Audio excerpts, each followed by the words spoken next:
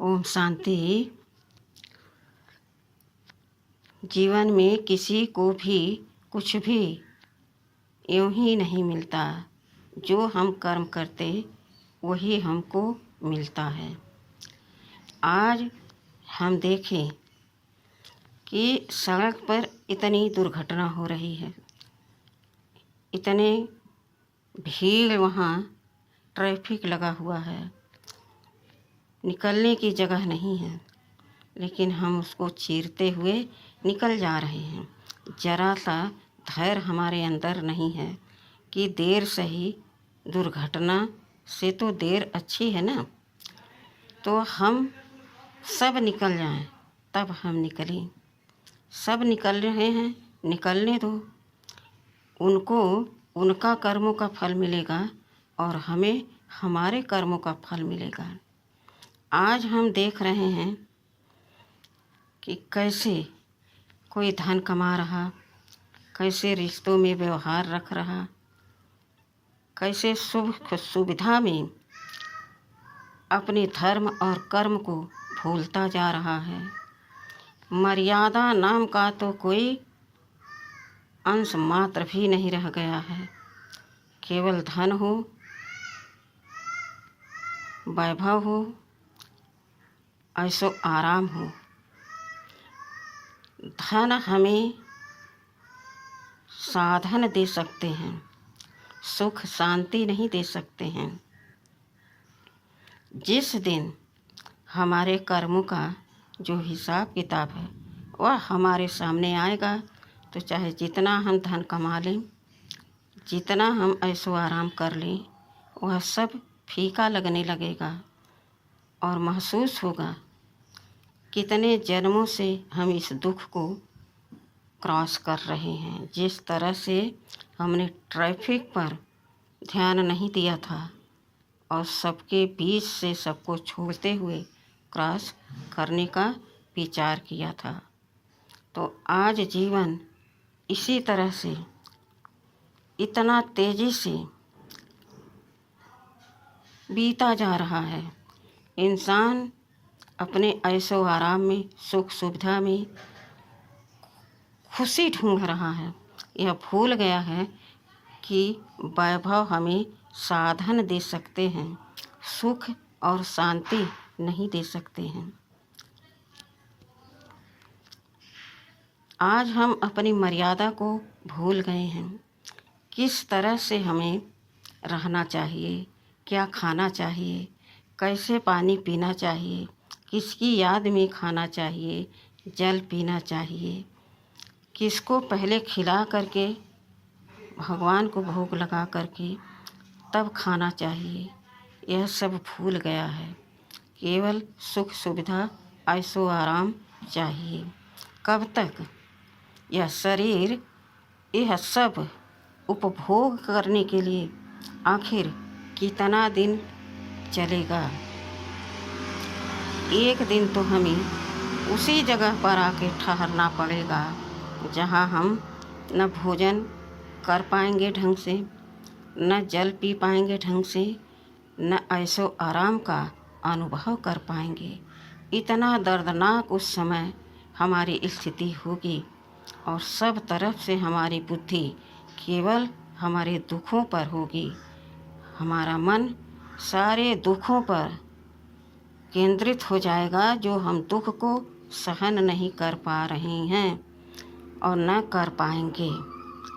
जैसे क्रॉस करने का हमने सोचा, जीवन हमारा सब गुजर गया, अब थोड़ा सा बचा है। अगर आप अपने जीवन को साधना चाहते हो तो थोड़ा सा में ही तीव्र पुरुषार्थ करो। अपना लक्ष्य बना लो कि मुझे यह हासिल करना है। तो विचार करो अब क्या चाहिए आपको। अब तो एक हरि भजन बच गया। मन ही मन सुमिरो, तभी कुछ आपका काम बन सकता है। आज हम मर्यादा को भूल गए हैं। देखा था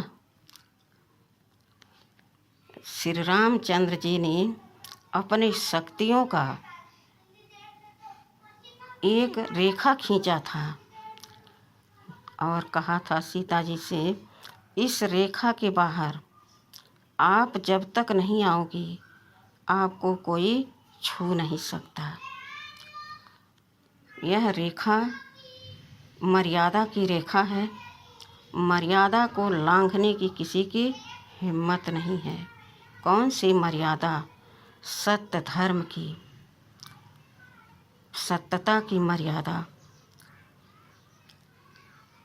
सोना पाकर के कुटिया को रावण ने कैसा साधु का भेष बनाया। आ कर के रेखा के बाहर कैसे कैसे बातें सीता जी को सुनाने लगा। सीता जी साधु महात्मा का बहुत सम्मान करती थी, धर्मात्मा की पुत्री थी। उन्होंने सोचा, अगर यह महात्मा हमारे कुटिया से बिना कुछ लिए, बिना आशीर्वाद दिए लौट जाएंगे तो अच्छा नहीं होगा। विचार तो उन्होंने अच्छा किया, लेकिन यह भूल गई कि आखिर मेरे प्रभु श्री राम जी ने मर्यादा के अंदर हमको रहने का एक रेखा खींच कर गए हैं। मैं उसका उल्लंघन कैसे कर सकती हूँ? साधु की बात उन्हें याद आई, लेकिन मर्यादा की जो लकीर थी उसे न नाघी, यह याद उन्हें नहीं आया, क्योंकि उस समय उनके पास उनकी बुद्धि भ्रष्ट करने के लिए माया रूपी रावण पहुंच गया था। उसने ऐसी ऐसी बातें सीता जी को सुनाने लगा कि वह डर गई, भयभीत हो गई और लांघ गई, रेखा को पार कर गई। तो जैसे ही रेखा पार की, उनको अपने रथ पर बिठाया और लेकर के चला गया। तो यह जो साधनाएं हैं, जो सुख भोग भोगने के लिए सुख सुविधा हैं, यह सब क्या है? माया है, लोलुपता है, अहंकार है। किसी के पास कुछ ज़्यादा है तो इतना अहंकार है कि दूसरे को नीची दृष्टि से देखना शुरू हो जाएगा। मैं बहुत सुंदर हूँ, वह ऐसे हैं, क्या उनको देखें हम? मेरे सामने वो क्या हैं? हर वस्तु, हर व्यक्ति पर ऐसी कुदृष्टि चली जाती है। जहाँ हमारी शक्ति मर्यादा की छीण होती जाती है, हम अपनी सभ्यता को, सत्यता को भूलते जा रहे हैं। यही कारण है कि आज हम दुखों के घेरों में घिर गए हैं।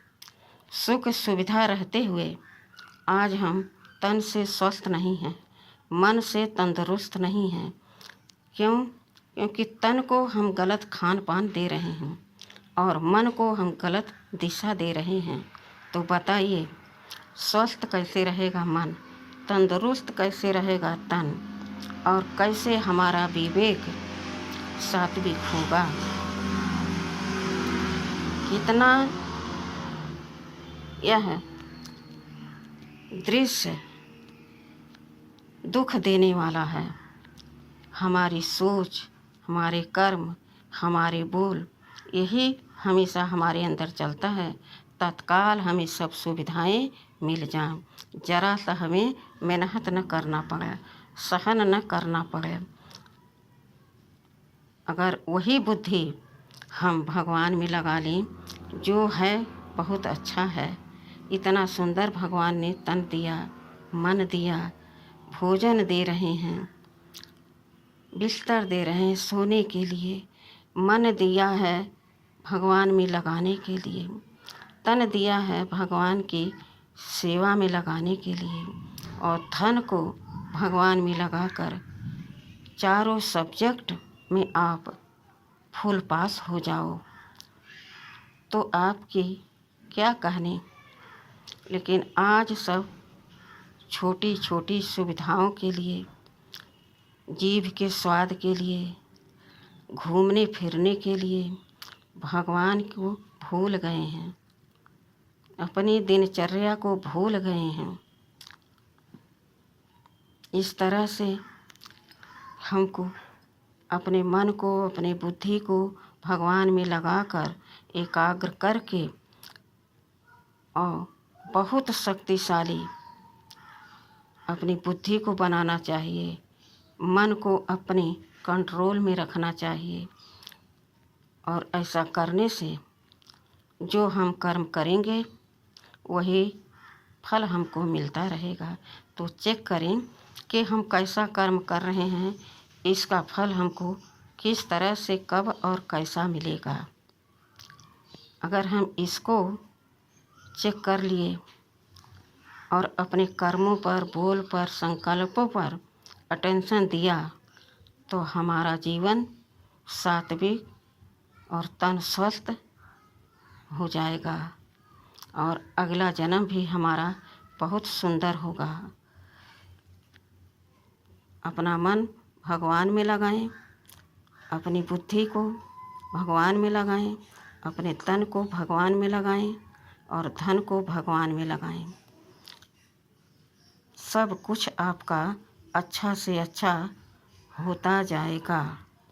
आपको कमी रहते हुए कमी महसूस नहीं होगी, इतनी धैर्यता आपके अंदर आ जाएगी। ठीक है। ओम शांति।